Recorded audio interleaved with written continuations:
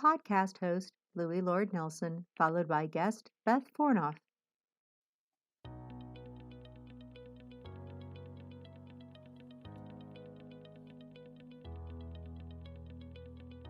Hello and welcome to UDL in 15 Minutes, where educators discuss their experiences with UDL. I'm Louis Lord Nelson, UDL author and leader. Today, I'm talking with Beth Fornauf, who's a PhD candidate at the University of New Hampshire. Today, Beth is going to share how she and her colleagues turned the lens of UDL on the design of their courses, as well as the design of the entire Teacher Residency program. Hi, Beth. How are you? I'm doing well. Thank you so much for having me. Oh, it's great to talk to you. And you're writing your dissertation about UDL, but you also came from the classroom, right? Could you tell us a bit about your teaching background? Yes. So I began my teaching career as a middle school special education teacher, primarily supporting students in the general classroom. And then I also spent some time working as an elementary classroom teacher. The schools that I worked in had very inclusive aims, as I did as a teacher, and it was really great. But I also found this whole idea of inclusive education very overwhelming. I was trying to draw a lot on things like differentiated instruction. And I felt like I was sort of looking for something like UDL, but I didn't have the knowledge or the language of it at the time. So I was really excited to learn about it. The website homepage for the PhD in Education program at UNH. Yeah. So did you learn about it when you got into your doctoral program then? I did, yeah. In fact, it was kind of that frustration of being a classroom teacher. And I think as a school, I think we felt it, my colleagues and I, of sort of wanting to be as inclusive as possible in our instruction and not really knowing how to get there or having the means to get there. So when I decided to go back for my doctorate, that's really what I wanted to pursue, was how could we make our teaching more inclusive without feeling like we were planning 10 different lessons every single day, which was what differentiated instruction was starting to feel like to me. So that's what kind of compelled me to go back to school. And then while I was there, I learned more about UDL. I had heard of it before, but I really didn't have a clear understanding until probably about 3 years ago or so. Right. And now you've really taken hold of it. Yes, very much. So, yeah. So, like I said in the introduction, you're going to share how UDL has changed the way you and your colleagues design and teach your courses, but UDL has also impacted your teacher residency program. And why don't you describe that program so everyone has that context before we really dive in? Sure. So the program that I work for is the University of New Hampshire's Teacher Residency for Rural Education program, and we call it the TREE program, TRRE. The website homepage for the Teacher Residency for Rural Education program. It's a grant-funded program, so it's funded in part by the United States Department of Education Teacher Quality Partnership Grant. And our goal is to prepare elementary and secondary math and science teachers in and for rural high needs school across the state of New Hampshire. And this is an area where they've experienced a lot of teacher shortages and teacher turnover, as is a trend really worldwide with rural schools. So part of our work is not only to prepare teachers for these schools, but to get them to want to stay and keep teaching in these schools. And one of the team's goals when they wrote the grant was, in doing this, to help the students in the program, who we call teaching residents, to help them draw on principles of universal design for learning. So that's what initially sort of sparked our interest in TREE, in really engaging with UDL. The Teacher Residency for Rural Education at UNH logo. Nice. So the teacher residents, are they pre-service teachers or are they in-service teachers? These are pre-service teachers. So this is a graduate level program. It's 15 months. So students get their master's degree in 15 months. And yes, so it's their first teacher certification. Many of them have some limited background in the classroom before.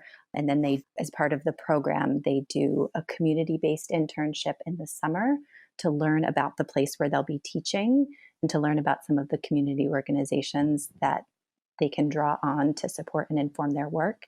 And then they spend a full year residency in a classroom with a teaching mentor.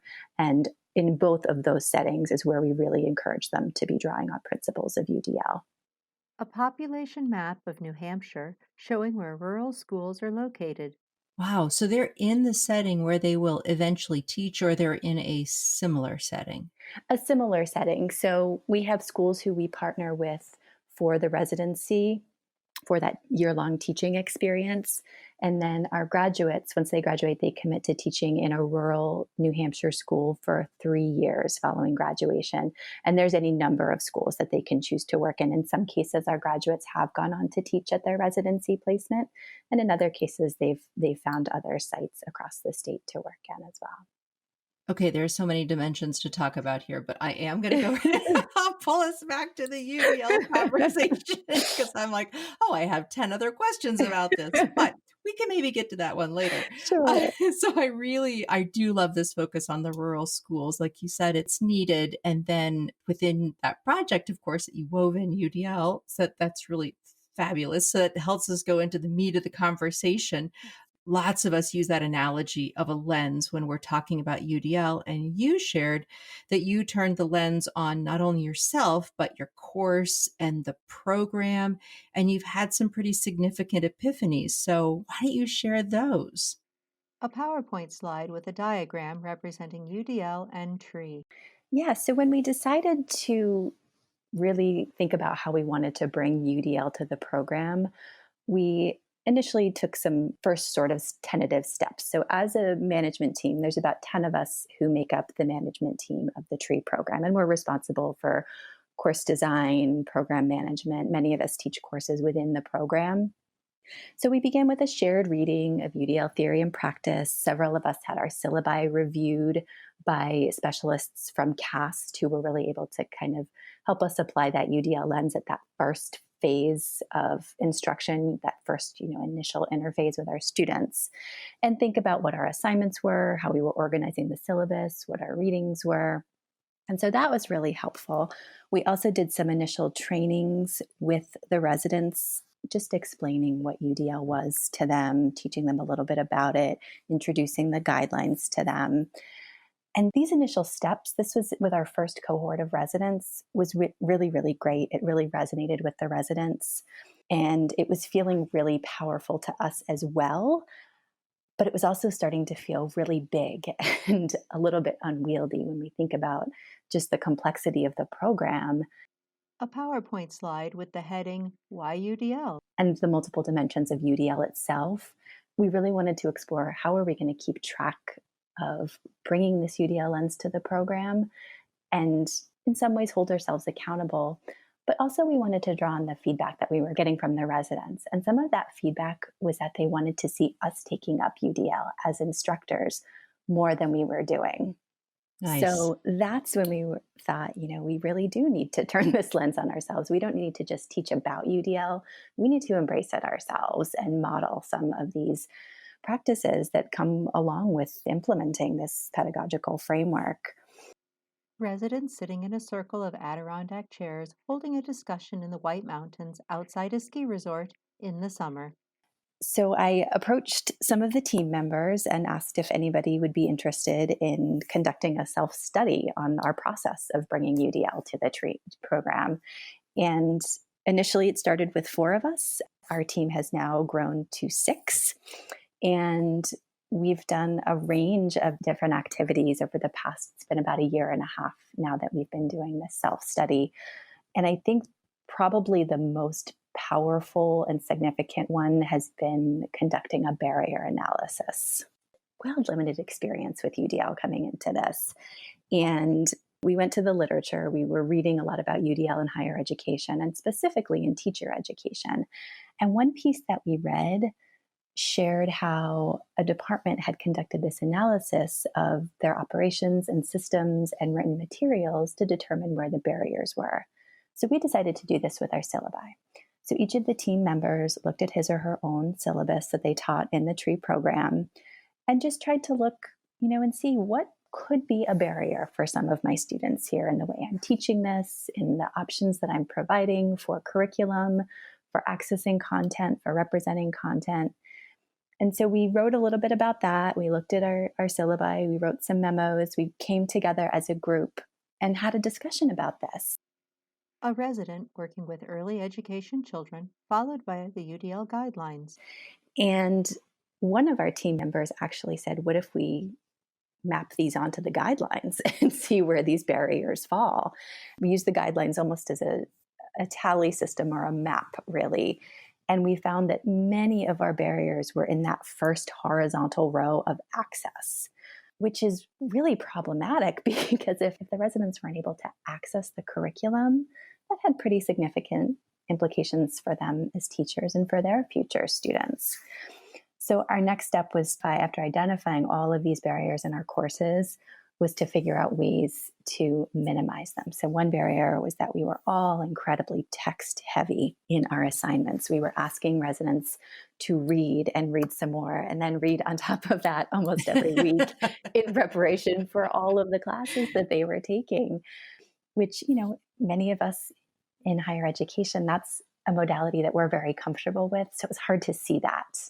But we eventually realized, looking across these syllabi, just that word read kept showing up. So we tried to change that a little bit. We started making options for students to explore websites, to engage with TED Talks. We made some audio resources available when it absolutely had to be a text. A red, yellow, and blue clay representation of how the UDL framework provides access to all learners. Another thing that was a consistent barrier was in our options for action and expression. We found that we were often, not surprisingly, asking students to write to demonstrate their knowledge. And, when we sort of thought we were being very UDL by saying, oh, you could make a video instead, or you could do a PowerPoint, or you could create a PowTune, we weren't providing enough scaffolding for those tasks. So those options were really what we call them now as non-options, right? So we wanted to think about how can we make this more meaningful? How can we scaffold these choices so that residents actually take them up? And then in taking them up, are compelled to use them in their own practice for their own future students. A resident working with an elementary student to build a balsam wood model. So it's been this really iterative, ongoing process. Right now, we're actually in the process of looking at our second round of syllabi and the changes that we've made from our first time teaching these courses with our first cohort of students. And now we're in our third cohort of students. And so it's been really powerful just to see how so many of us have redesigned our courses in terms of goals, in terms of sources of knowledge and expertise, who we're drawing on to be the privileged voices of content and how those might be relevant for students, as well as the ways that students are accessing our resources. Right. Oh, there's so much in here. So I love that you have your 4, now 6 in your team, and that you all wanted to do this reflection on these barriers together. And you did that mapping to discover those barriers. But it sounds like in the process of doing that you challenged yourselves to have a quality understanding of the guidelines and the checkpoints. I've seen people do the mapping before, but they stay at a level where maybe they're just reading essentially the short sheet, the great graphic that CAST offers us. Yes. And they don't take time to go beyond what's written. And so then there's a misconception of what physical action means, or even getting into the depth of what it means to minimize distraction. The UDL guidelines, followed by a PowerPoint slide with the 3-frame cartoon of 3 children trying to watch a baseball game. The first frame has 3 children of different heights standing on same-sized boxes. One cannot see over the fence, representing inequality in access. Frame 2 has the same children standing on different sized boxes, and all can see the game, representing access. Frame 3, the same children looking through a chain link fence, representing equity. What does that mean?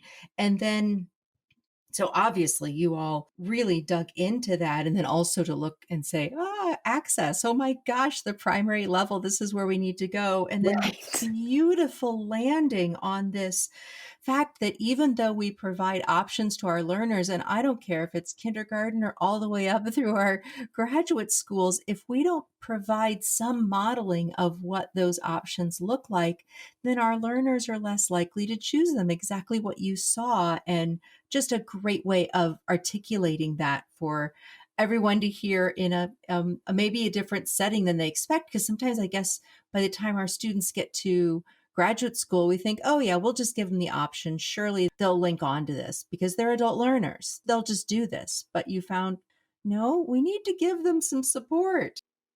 Residents sitting in a circle of Adirondack chairs holding a discussion in the White Mountains outside a ski resort in the summer. We really do. And especially, a program like Tree, many of our students are coming from completely different careers. So these are not necessarily students who are coming right out of their bachelor's program, although we do have some of those. But we have people who worked in very different fields. We have military veterans. We have such a variable student population in our program. And so everybody is bringing a tremendous amount of background knowledge in very different areas. But education is its own language and it has its own systems of technology and the ways that we take up curriculum and instruction. So it was really important for us to figure out how can we draw on all of this expertise and all of this variability that's coming to us through our students, but also give them the tools that they need to be successful in the classroom. 3 students discussing science while one is looking through a microscope. Well, it's going to be so interesting in so many different ways to see the longevity of this and the outcomes that your students are able to experience both in their own careers, but then also in what they offer to their learners, having experienced an environment that's designed using UDL and now they feel probably more empowered. I'm just going to guess that, but man, this is going to be exciting to follow. This is so great. Thank you. That's our hope. And the final component of the Tree program is 2 years of induction support during the residents who become graduates during their first 2 years of teaching. And one of our team members is actually the director of induction for the program. So she's just now getting out to see the graduates of Tree as they're in the field and as they're, working with the things that they've learned and trying to take up UDL in our practice as teachers. So it's really exciting. Like I said, it's an ongoing process. We realize we'll never necessarily be finished, but I think that's one of the neat things about it is that we keep cycling back and trying to go deeper and trying to learn more. Beth Fornauf, followed by a video clip demonstrating the UDLapproach.com website, followed by podcast host Louis Lord Nelson. So it's been really powerful. Well, I got to say, from our short conversation here, this sounds like an incredibly well-designed program. So kudos to all who are involved in creating and designing and continuing to update this. It's beautiful. I love the induction part, that follow-up. Thank you. We just know it's so needed. Yes. Well, we have definitely reached our 15 minutes. So I'm going to draw us to a close, but I thank you again and again, Beth, for coming on to UDL in 15 minutes and sharing your story. Oh, thank you so much for having me. I really enjoyed it. Oh, you're very, very welcome. So for those who are listening to this podcast, you can find supplemental materials like an image montage with closed captioning, that montage with audio descriptions, a transcript, and an associated blog at my website, which is the UDLapproach.com /media. And finally, if you have a story to share about UDL implementation for UDL in 15 minutes, you can contact me through the UDLapproach.com. And thanks to everyone for your work in revolutionizing education through UDL and making it our goal to develop expert learners.